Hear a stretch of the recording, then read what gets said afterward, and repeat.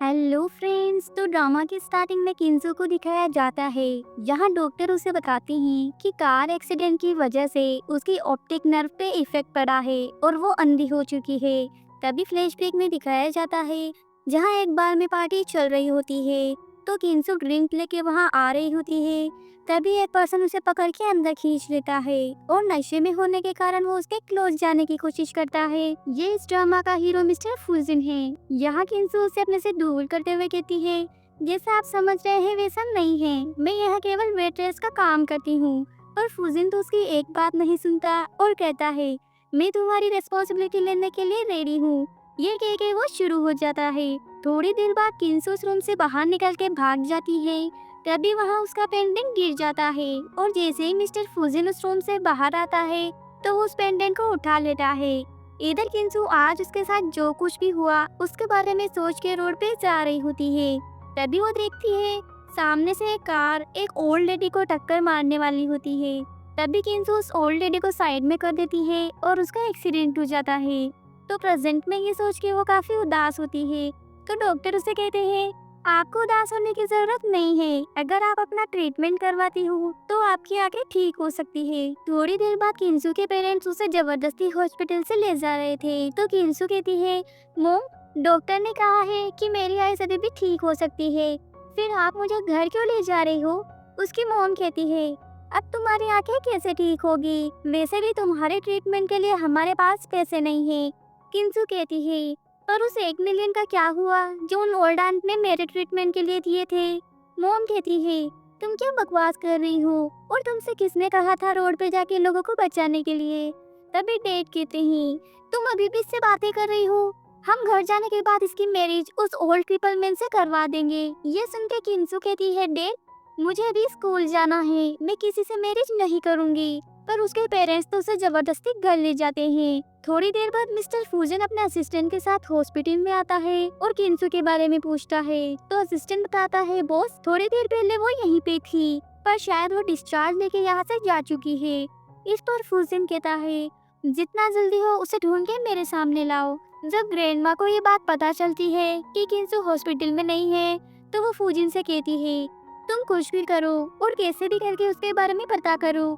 उस लड़की ने मेरी जान बचाई है जिसकी वजह से वो अंधी हो गई, पता नहीं वो कैसी होगी। फूजन कहता है, ग्रैंडमा, आप टेंशन मत लो, मैंने उसे ढूंढने के लिए अपने लोगों को लगा दिया है। ग्रैंडमा कहती है, हाँ, उसे जल्द से जल्द ढूंढ के मेरे सामने लाओ। अगर वो नहीं होती तो आज तो हमारी ग्रैंडमा जिंदा नहीं होती। वैसे वो लड़की बहुत ब्यूटीफुल है, उसकी आंखें एकदम बड़ी बड़ी हिरनी जैसी है, होठ तो एकदम गुलाब जैसे हैं। मेरी मानो तो तुम्हें उससे मैरिज कर लेनी चाहिए। फूजिन कहता है, ग्रैंडमा, वैसे आप घर से बाहर नहीं जाती, फिर ऐसा क्या हुआ कि आप अचानक घर से बाहर चली गई और तभी आपका एक्सीडेंट होने वाला था और उस लड़की ने आके आपको सेव भी कर लिया? मुझे वो लड़की कुछ सही नहीं लग रही। ग्रैंडमा कहती है, तुम्हें तो हर चीज पे डाउट करने की आदत है, मैं अब कुछ भी नहीं सुनना चाहती, तुम्हें मेरी बात माननी होगी। फुजिन कहता है, ठीक है ग्रैंडमा, आप टेंशन मत लो। तब भी असिस्टेंट को कॉल आता है और उसे किंजो के बारे में पता चल जाता है। ये सुनकर ग्रैंडमा खुश होते हुए कहती है, जल्दी से उसे मेरे सामने लेके आओ, मैं उसे थैंक यू कहना चाहती हूँ। फुजिन कहता है, ठीक है ग्रैंडमा, मैं उसे लेके आता हूँ। ये कह के वो असिस्टेंट के साथ वहाँ से चला जाता है। दूसरी तरफ किंजो अपना घर छोड़ के जा रही होती है। यहाँ वो सोचती है, मॉम, डैड, प्लीज आप मुझे माफ कर देना, पर मैं अभी मैरिज नहीं कर सकती, मैं अभी स्कूल जाना चाहती हूँ। ये सोच के वो वहाँ से चले जाती है। रास्ते में चलते चलते रात होने लगती है। तभी उसके पास एक कार आके रुकती है और कार से मिस्टर फुजिन बाहर निकल के कहता है, मेरा नाम फुजिन है और मेरी ग्रैंडमा ने बताया कि तुमने उन्हें सेव किया था, इसलिए वो चाहती है कि तुम्हारी आंखें जल्द से जल्द ठीक हो जाए और मैं तुमसे मैरिज कर लूँ। ये सुन के किंजो कहती है, इसकी कोई जरूरत नहीं है, मैंने पता किया है, मेरा ट्रीटमेंट काफी एक्सपेंसिव है, और रही बात एक्सीडेंट की, तो वो तो किसी के साथ भी हो सकता है। फुजिन कहता है, ग्रैंडमा का एक्सीडेंट ऐसे ही नहीं हुआ, ये सब किसी ने जानबूझ के करवाया था, और क्योंकि तुमने मेरे ग्रैंडमा को सेव करने के लिए अपनी आंखें खो दी, इसलिए मैं वैसा ही करूँगा जैसा ग्रैंडमा ने मुझे करने को कहा है। किंजो कहती है, नहीं नहीं, ऐसा करने की कोई जरूरत नहीं है, मैं अपने हिसाब से सब हैंडल कर लूंगी। ये कह के वो जैसे वहाँ से जाने लगती है तभी उसका पैर फिसल जाता है और वो गिरने लगती है। तब मिस्टर फूजन उसे पकड़ लेता है और जैसे ही किंजू की आंखों की पट्टी हटती है तो उसकी खूबसूरती देख के वो हैरान हो जाता है। इसके बाद वो दोनों रजिस्ट्रार ऑफिस जाके मैरिज सर्टिफिकेट ले लेते हैं और जब वो दोनों बाहर आ रहे होते हैं तभी किंजू के पास किसी का कॉल आता है तो वो वहाँ से निकल जाती है। तभी असिस्टेंट वहाँ आके कहता है, बॉस, उस लड़की के बारे में पता चल चुका है जो आपके साथ क्लब में थी और अभी वो प्रेग्नेंट है। ये सुन के फूजन हैरान हो जाता है। दूसरी तरफ किंजू जैसे ही घर पहुंचती है तो उसके पेरेंट्स और उसका भाई उसे बुली करने लगते हैं और एक ओल्ड मैन से मैरिज करने को कहते हैं। इस पर किंजू उन्हें बता देती है कि उसकी ऑलरेडी मिस्टर फूजन से मैरिज हो चुकी है। फूजन का नाम सुनकर उसका ब्रदर कहता है, मिस्टर फूजन फूजी कंपनी का प्रेसिडेंट है और वो इस वर्ल्ड के टॉप 10 रिच मैन में शामिल है। वो तुम्हारे जैसे लड़की से मैरिज क्यों करेगा? किंजू कहती है, मैं उन्हें अभी कॉल लगा रही हूँ। ये कह के वो जैसे उसे कॉल लगाने लगती है तो उसका ब्रदर उसका फोन छीन लेता है। इधर असिस्टेंट फूजन को बताता है कि वो लड़की और कोई नहीं बल्कि किंजू ही है जिसके साथ उसने मैरिज कर ली है। ये सुन के फूजन खुश हो जाता है। तभी उसे कॉल आती है और वो अपने गार्ड के साथ किंजू की लोकेशन पे पहुंच जाता है। यहाँ वो सभी मिलकर किंजू को बुली कर रहे थे। तभी फूजन को यहाँ देख के वो सभी हैरान हो जाते हैं। तभी उसकी मॉम कहती है, तुम हो कौन और तुम्हारी हिम्मत कैसे हुई हमारे घर के अंदर आने की? असिस्टेंट कहता है, तुम्हारी हिम्मत कैसे हुई प्रेसिडेंट के साथ इस तरीके से बात करने की? ये सुन के वो मिस्टर फूजन से माफी मांगने लगती है पर फूजन तो उसकी बातों को इग्नोर कर देता है और किंजू को गोद में उठा के वहाँ से जाने लगता है और अपने गार्ड को कहता है, इनकी ऐसी खातिरदारी करो कि ये अपने पैरों पे खड़े भी ना हो पाए। ये कह के वो वहाँ से चला जाता है। आगे ग्रैंडमा हॉस्पिटल में किंजू से बातें कर रही होती है और कहती है, अच्छा हुआ जो फूजी टाइम पे पहुंच गया, वरना तुम्हारे बच्चे के साथ कुछ भी हो सकता था। ये सुन के किंजू पूछती है, कौन सा बच्चा? इस पर ग्रैंडमा कहती है, तुम प्रेग्नेंट हो। ये कह के वो किंजू को अपना बेंगल निकाल के देते हुए कहती है, ये हमारा पुश्तैनी बेंगल है जो मेरी मदर इन लॉ ने मुझे दिया था और अब मैं ये तुम्हें दे रही हूँ। अब तुम्हें कोई भी बुली करने की हिम्मत नहीं करेगा। पर किंजू तो उसे लेने से मना कर देती है और कहती है, ये काफी एक्सपेंसिव है। इस पर ग्रैंडमा कहती है, अब तो तुम मेरी ग्रैंड डॉटर इन लो हो इसलिए इसे रख लो। ये सब बाहर से नीना नाम की लड़की सुन रही होती है जो मिस्टर फू की चाइल्डहुड फ्रेंड थी। तभी फ्लैशबैक में दिखाया जाता है जब ग्रैंडमा का एक्सीडेंट होने वाला था तभी किंजू ने बचा लगी है। ये देख के नीना कहती है, मुझे आने में देर हो गई वरना आज तो ग्रैंडमा को मैं ही बचाती। तभी प्रेजेंट पे वो कहती है, ये एक्सीडेंट मैंने प्लान किया था लेकिन इसकी हीरोइन तो तुम बन गई। अगर तुम बीच में नहीं आती तो आज मिसेस हू की पोजीशन मेरी होती। अब तुम देखो मैं क्या करती हूँ। इधर किंजू कहती है, ग्रैंडमा मुझे नहीं पता इस बच्चे का फादर कौन है, फिर मैं आके ग्रैंड डॉटर इन लोग कैसे बन सकती हूँ। तभी मिस्टर फूजन वहाँ आके कहता है, इस बच्चे का फादर मैं हूँ। ये सुन के किंजू कहती है, इसका मतलब उस रात वो आप ही थे। इस पर मिस्टर फूजन हाँ में सिर हिलाता है। तभी ग्रैंडमा कहती है, फूजन अब हमें घर चलना चाहिए पर उससे पहले तुम हमें शॉपिंग लेके चलो। आगे वो तीनों एक मॉल में आते हैं जहाँ एक स्टाफ किंजू को ड्रेस चेंज कराने ले जाती है और जैसे वो ड्रेस चेंज करके आती है उसे देख के वो दोनों काफी खुश हो जाते हैं क्योंकि किंजू बहुत ब्यूटीफुल लग रही थी। यहाँ ग्रैंडमा कहती है, फूजन मुझे तो लगता है तुम्हें स्टोर्स के सारी ड्रेसेस खरीद लेनी चाहिए, ये सभी किंजू के ऊपर अच्छी लगेगी। तो फूजन वो सारी ड्रेसेस पैक करने को कहता है। इसके बाद वो तीनों वहाँ से घर के लिए निकल जाते हैं।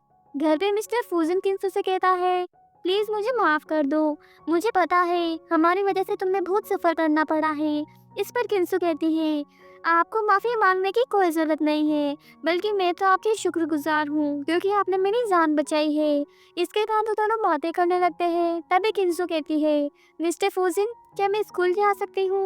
वो कहता है, ठीक है मैं तुम्हें कल स्कूल ले चलूंगा। नेक्स्ट डे किंजू एक लग्जरी कार से स्कूल आती है। यहाँ उसे उसकी एक क्लासमेट देख लेती है और सोचती है, ये गरीब लड़की इतनी लग्जरी कार में क्या कर रही है। लगता है नीना ने इसके बारे में सही कहा था, ये सच में इस ओल्ड मैन की मिस्ट्रेस है। ये सोच के वो उसकी फोटोज क्लिक कर लेती है। यहाँ मिस्टर फूजन किंजू से कहता है, अगर तुम्हें किसी भी चीज की जरूरत हो तो मुझे कॉल कर देना। इसके बाद किंजू स्कूल के अंदर आती है। उसे देख के स्कूल गर्ल्स कहती है, यार ये कितनी ब्यूटीफुल है, इसके सामने तो नीना भी फेल है। ये सब नीना और उसकी फ्रेंड भी सुन रही होती है। तभी नीना की फ्रेंड उन गर्ल्स से कहती है, क्या तुम अंधी हो गई हो? ये एक पुअर लड़की है, तुम इसे नीना से कंपेयर कैसे कर सकती हो? नीना कहती है, आज तो मैं इस लड़की को सबक सिखा के रहूंगी। ये कह के वो किंजू के पीछे चली जाती है और उसे बुली करने लगती है। इधर ऑफिस में मिस्टर फूजन के पास जब ये न्यूज पहुंचती है तो वो तुरंत स्कूल के लिए निकल जाता है। और जैसे ही वो स्कूल में आता है तो उसे देख के नीना डर जाती है और कहती है, तुम यहाँ क्या कर रहे हो? यहाँ मिस्टर फूजन किंसू को कंसोल करते हुए कहता है, तुम घबराओ नहीं, मैं आ गया हूँ। तभी किंसू कहती है, मिस्टर फूजन मेरे पेट में दर्द हो रहा है। ये कह के वो बेहोश हो जाती है। तो फूजन किंसू को अपने गार्ड के साथ हॉस्पिटल भिजवा देता है और नीना से कहता है, तुमसे किसने कहा इसे हाथ लगाने के लिए? नीना कहती है, ब्रदर वो लड़की बिल्कुल भी अच्छी नहीं है, मैं तो बस उसे सबक सिखा रही थी और मैंने सुना है वो किसी ओल्ड मैन को डेट कर रही है। तभी असिस्टेंट कहता है, वो किसी भी ओल्ड मैन को डेट नहीं कर रही क्योंकि वो प्रेसिडेंट फूजन की वाइफ है। ये सुन के नीना हैरान हो जाती है और कहती है, ब्रदर मुझे पता है तुम ये सब उसे फेवर करने के लिए कर रहे हो और उसने ही तुम्हें मैरिज करने के लिए फोर्स किया है। असिस्टेंट कहता है, ज़्यादा बकवास करने की ज़रूरत नहीं है। तभी नीना की फ्रेंड कहती है, मेरे पास एविडेंस है, वो एक ओल्ड मैन की मिस्ट्रेस है और आज वो ओल्ड मैन उसे स्कूल छोड़ने भी आया था। तभी असिस्टेंट उन फोटोज़ को देख के कहता है, क्या तुम श्योर हो कि ये वही पर्सन है? अगर ऐसी बात है तो तुम गलत हो, ये पर्सन फू फैमिली का ड्राइवर है। और ध्यान से देखो, कार में मिस्टर फू भी बैठे हुए हैं। ये देख के वो दोनों हैरान हो जाती है। तभी मिस्टर फूजिन कहता है, नीना अगर किंसू के साथ कुछ भी हुआ तो मैं तुम्हारी पूरी फैमिली को बर्बाद कर दूंगा, इसलिए भगवान से प्रे करो कि किंसू ठीक हो। ये कह के वो वहाँ से चला जाता है। हॉस्पिटल में मिस्टर फूजिन किंसू की केयर कर रहा होता है और कहता है, तुम बिल्कुल भी टेंशन मत लेना, मैं तुम्हें हमेशा प्रोटेक्ट करूंगा। दूसरी तरफ नीना डॉक्टर के पास आती है और इसे पता चल जाता है कि किंसू प्रेग्नेंट है। ये सुन के वो सोचती है, अब मैं भी देखती हूँ तुम कैसे फू फैमिली की डॉटर इन लो बनती हो। इसके बाद वो मिस्टर फूजिन के पास आके कहती है, ब्रदर तुम किसी और के बच्चे को कैसे एक्सेप्ट कर सकते हो? इस पर वो कहता है, तुम क्या बकवास कर रही हो? नीना कहती है, ब्रदर आपकी और इसकी मैरिज को अभी तक 1 वीक भी नहीं हुआ और ये लड़की 3 मंथ से प्रेग्नेंट है। पता नहीं इसने किसके साथ मुंह काला किया है। आप अभी के अभी से डाइवोर्स दे दो और अपने घर से बाहर निकाल दो। तभी ग्रैंडमा वहाँ आके कहती है, तुम होती कौन हो हमारी फू फैमिली में इंटरफेयर करने वाली? इसके बाद वो किंसू की केयर करते हुए कहती है, तुम टेंशन मत लेना, मैं तुम्हारे साथ हूँ, अब तुम्हें कोई भी बुली नहीं करेगा। इसके बाद वो नीना से कहती है, तुम अपने फेस से जितनी सुंदर हो तुम्हारा दिल उतना ही काला है। वो कहती है, ग्रैंडमा आप मुझे ऐसा कैसे कह सकती है? मैं तो ये सब फू फैमिली के अच्छे के लिए कर रही हूँ। ग्रैंडमा कहती है, मैंने तुम्हारी बहुत सी वीडियो देखी है जिसमें तुम अपनी पावर का यूज करके दूसरे लोगों को बुली करती हो। नीना कहती है, ग्रैंडमा मैंने इसे जानबूझ के बुली नहीं किया, ये किसी ओल्ड मैन की मिस्ट्रेस है, ऊपर से ये 3 मंथ प्रेग्नेंट है। उसके बावजूद ये मिस्टर फूजिन को फंसाने की कोशिश कर रही है और मैं नहीं चाहती कि इस कंट्री में फू फैमिली की रेपुटेशन खराब हो। वैसे फू फैमिली और हमारी सू फैमिली के काफ़ी अच्छे रिलेशन हैं, तो आपका मेरे बारे में क्या ख्याल है? ग्रैंडमा कहती है, फू फैमिली की केवल एक ही डॉटर इन लॉ बन सकती है और वो किंसू है। और रही बात उसकी प्रेगनेंसी की, तो तुम्हें इससे मतलब नहीं होना चाहिए, इसलिए अपना मुंह बंद रखो और आगे से किंसू के बारे में कोई भी उल्टी सीधी बात मत करना। ये कह के वो उसे यहाँ से जानने को कहती है।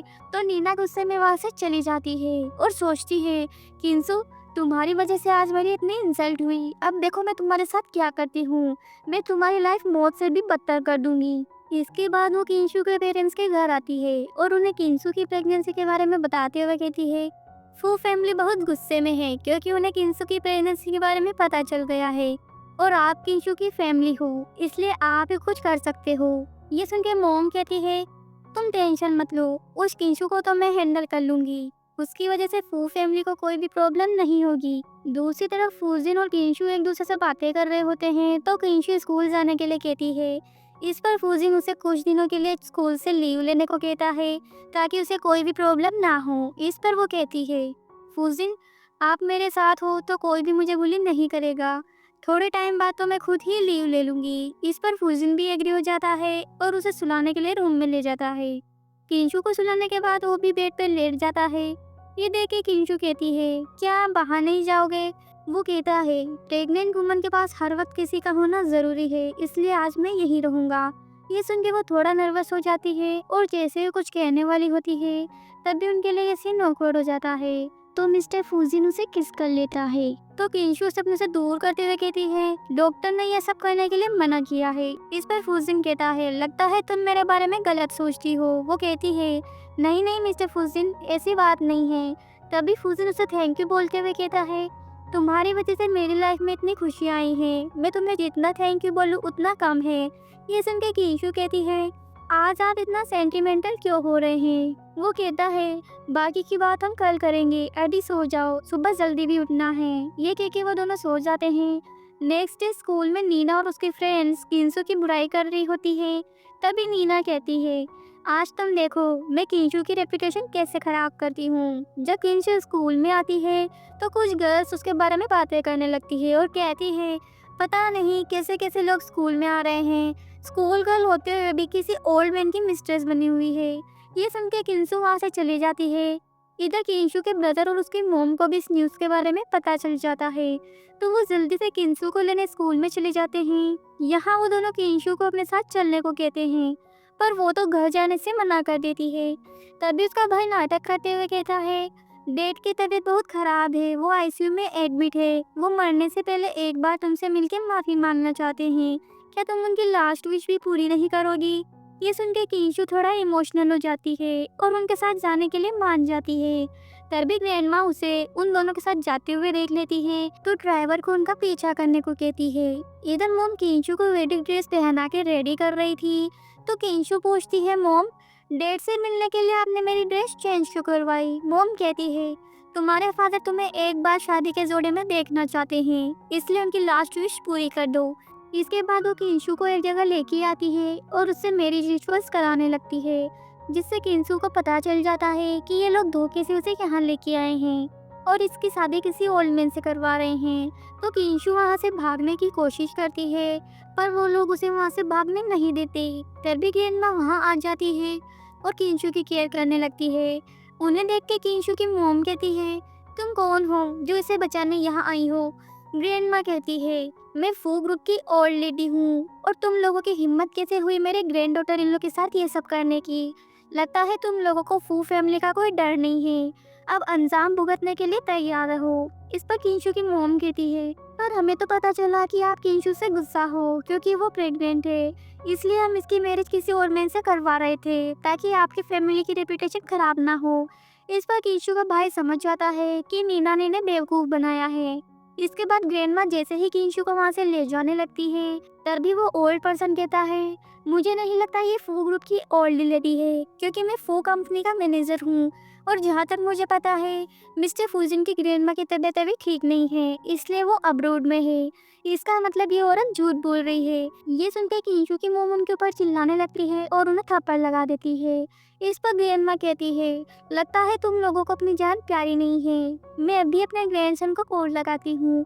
ये कह के वो फूजिन को कॉल लगाती है, पर मीटिंग में होने के कारण फूजिन उसका फ़ोन अटेंड नहीं कर पाता। ये देख के वो सभी लोग ग्रैंडमा का मजाक बनाने लगते हैं और तभी वो पर्सन ग्रैंडमा का फ़ोन लेके गिरा देता है। इसके बाद किंशु की मॉम उसे बुली करने लगती है। दूसरी तरफ जैसे ही मिस्टर फूजिन की मीटिंग खत्म होती है, तो अपने फ़ोन पे इतना सारा मिस कॉल्स दे के वो सोच में पड़ जाता है। तभी असिस्टेंट वहाँ आके उसे ग्रैंडमा और किंशु के बारे में बताता है, तो वो तुरंत वहाँ से निकल जाता है। इधर वो सभी लोग मिलकर किंशु को मारने की कोशिश करते हैं, पर तभी मिस्टर फूजिन अपने गार्ड्स के साथ वहाँ आता है। यहाँ मिस्टर फूजिन उस मैनेजर को अच्छे से सबक सिखाता है।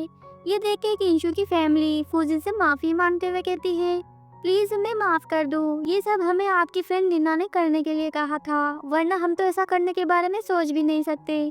पर फूजिन तो उनकी एक नहीं सुनता और उन्हें गार्ड के हवाले कर देता है। इसके बाद गार्ड सभी को वहाँ से ले जा रहे होते हैं। ये देख के नीना गुस्सा करने लगती है और जैसे ही वहाँ से जाने की कोशिश करती है, तभी एक गार्ड उसे पकड़ लेता है। घर पे मिस्टर फूजिन किंशु को मेडिसिन लगा रहा था, तो वो उससे पूछता है, क्या तुम्हें तुम्हारी फैमिली पे गुस्सा नहीं आता कि वो तुम्हें इतना परेशान करते हैं। इस पर किंशु कहती है, मैं भी जानना चाहती हूँ आखिर वो मेरे साथ ऐसा क्यों करते हैं। वो मुझसे ज़्यादा मेरे भाई को लाइक क्यों करते हैं। बचपन से ही मुझे बचा हुआ खाना खाना पड़ता था, वो मुझे स्कूल भी नहीं जाने देते थे और अब तो कुछ पैसों के लिए उन्होंने मेरी मैरिज एक ओल्ड मैन से करवाने की कोशिश की। मुझे तो डाउट है मैं उनकी बायोलॉजिकल डॉटर हूँ भी या नहीं। फूजिन कहता है अगर ऐसी बात है तो मैं तुम्हें उनसे मिलवाने ले चलता हूँ। ये सुन के किंशु खुश हो जाती है। इसके बाद वो किंशु को एक जगह लेके आता है। यहाँ किंशु के फादर कहते हैं ये सब करने के लिए हमें नीना ने कहा था, इसमें हमारी कोई गलती नहीं है, प्लीज हमें जाने दो। इसके बाद वो दोनों माँ बेटे किंशु से रिक्वेस्ट करते हुए कहते हैं हम सभी एक फैमिली है, प्लीज तुम मिस्टर फूजिन से कहो वो हमें जाने दे। इस पर किंशु कहती है क्या आप लोगों ने कभी मुझे फैमिली की तरह समझा है? बचपन से ही आप लोगों ने मुझे बुली किया, मुझे नौकरों की तरह ट्रीट करते थे और आज तो आप लोगों ने पैसों के लिए मेरी मेरी जय कोल्डमैन से कराने की कोशिश की। तभी उसकी मोम कहती है ये सब तो हम तुम्हारे अच्छे के लिए कर रहे थे ताकि तुम एक अच्छी लाइफ जी सको। किंशु कहती है मैं इंसान हूँ, कोई सम्मान नहीं जो आप कुछ भी कर सकते हो। अब आप मुझे सच सच बताओ क्या मैं आपकी बायोलॉजिकल चाइल्ड हूँ? इस पर उसकी मोम कहती है हाँ तुम हमारी ही बेटी हो। ये सुन के गार्ड उसके सन को मारने लगते हैं। अपने सन की पिटाई होते देख के वो कहती है हाँ केशु हमारी बायोलॉजिकल चाइल्ड नहीं है। 20 ईयर्स पहले जब हम रोड पे जा रहे थे तभी तुम हमें मिली थी और हमने तुम्हें उठा लिया। मुझे जो भी पता था वो सब मैंने तुम्हें बता दिया, प्लीज अब हमें जाने दो। पर वो तो उन्हें इग्नोर करके मिस्टर फूजिन के साथ वहाँ से चली जाती है। इसी के साथ पार्ट 1 यही एंड होता है। पार्ट 2 देखने के लिए चैनल को सब्सक्राइब करें ताकि आप सबसे पहले वीडियो देख पाएं। Thank you.